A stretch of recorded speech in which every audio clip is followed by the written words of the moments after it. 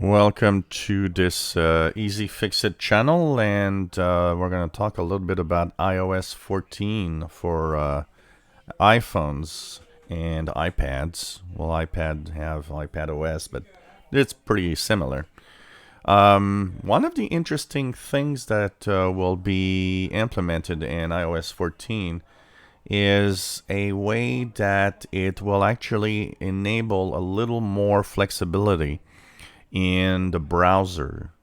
So right now, everybody would pretty much use Safari because every other browser that you would install on iOS for Apple devices were mostly controlled by Safari. So it was almost like just putting a skin over Safari and using Safari.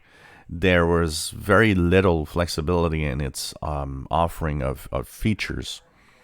iOS 14 changes that. It gives more flexibility of adding some features within the browsers. And actually, even Microsoft has announced that Edge, which is available for iOS, will add more capabilities coming in iOS 14.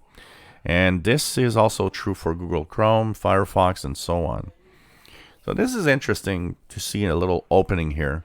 And I think it's an acknowledgement that there are some features and there are some ways of working of Android that people like and that maybe Apple needs to open up. I mean, it's still going to be a very closed system, but the flexibility added to the system is going to increase and make people probably use this a little more and be more happier with using Apple devices with third-party browsers that maybe they want to use, including maybe syncing of your favorites and all of this within the different browser.